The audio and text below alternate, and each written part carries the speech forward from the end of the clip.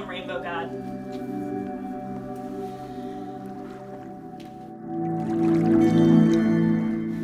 Abram and Sarai, in a sweep of grace, hear God say, hey, let's leave. And God didn't give a where, just gave a not here anymore. And Abram and Sarai follow that voice into the darkness, not knowing where they'd end up, just knowing they had to go.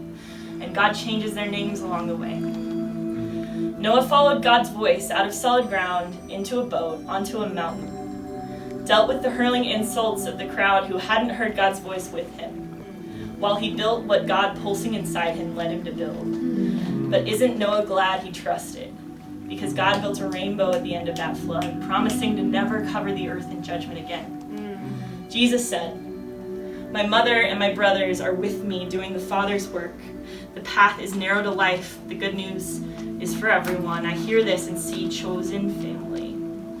Saul of Tarsus, a celebrated saint, swallowed his pride and violence as religious duty to follow the path of inclusion inside the gospel, a group of people no one was quite sure about including. I make a joke to my roommate about how my name change is my own Saul to Paul conversion. God points to me, asks, why are you persecuting me? Points to the rainbow crumpled up in the corner of my heart. Paul was persecuting Christians as a default function of his devoutness. I was persecuting me as a default function of my devoutness. They are persecuting us as a default function of their devoutness. But at any moment, God comes in the form of a blinding light to ask you, why are you persecuting me?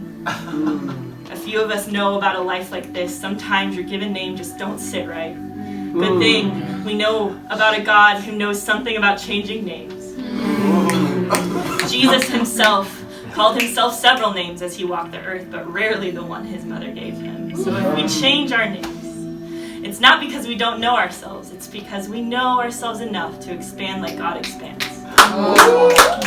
Imagine Saul of Tarsus, a celebrated tyrant, swallows his pride in wiping out the Christians, spends the rest of his days declaring that we were chosen from the foundation of the world.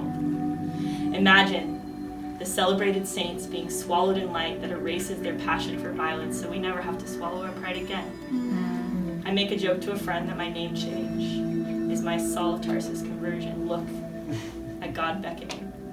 Home to a home you don't know yet. God, themself, herself, himself renames themselves through scripture. God, the caller out of the familiar. God, the beginning and the end we don't know yet. God, the inhabitor of the stigmatized. God knows that names are just a storytelling function. Metaphors in the poem God's creating out of creation itself. We know enough to know that as we change, we are just the poem continuing. And God yields themselves to the pen of humanity yet again. God, we will never write your full scripture. Queers, we will never write your full depth, the full rainbow of what it is to just be God with a different name. Queers, the spirit that animates you is the one that animated Abraham and Sarah to go where they hadn't gone and pushed Jesus to walk unswayed by his home's misunderstanding of everything he was. Let it sink in. God is doing something with you can't do for yourself. Let it sink in. The queer path is God's path too. Let it sink in. You are loved at your gayest, kinkiest, most dysphoric, having no desire for sex, at your horniest, at your proudest, as you the most femme, as you accept trans masculinity as a godly calling. You being the most disobedient to everything that makes them feel normal. God is many-gendered. Humanity is many-gendered, and love is every color and form. You don't have to obey the black and white. You can obey the rainbow. Humanity as alive and diverse as nature itself, home in the colors. God, with the rainbow, promised to never flood the earth with judgment again. So I think it's safe to say the judgment you feel flooded with is not from God. Because from what I hear, God keeps promises in the spaces we don't even know how to name them. Continue to write this holy book, a book of names, all God's names, this genealogy of God, passing on God to generation. This generation will see God manifest through a force of rainbow people unraveling the world the way God always does.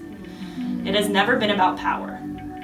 and has never been about us getting our way. It has always been about us fully loved, surrendered to the God who might invite us somewhere we've never been any before. A God so wrapped in our DNA we can't get them out no matter how much the world says queer is unholy. A God so invested in creation that the world they made recreates itself daily. A daily dose of salvation, meaning love really gets to be that. Love. Even if it means changing your name as evidence of God and you rewriting what you thought it meant to be human. This is the queer journey. Accepting yourself when the powers that be can't and won't. Obedient to this unfolding even unto death. God, the origin story. God, the peace that surpasses their misunderstanding. This is Holy Communion. Recognizing all of God sitting at the table using their chosen names. We have been there all along. Now we just have names to recognize it. God is the rainbow I'm wrapped up in. This rainbow body, all the queer saints singing into me, you have never been separate from love. God, the voice calling back to you in your wilderness when all you can think is, I don't know what I am, I just know it's not this. You knowing all there is forward, not knowing how you'll change. God, the stone the builders rejected, has become the chief cornerstone.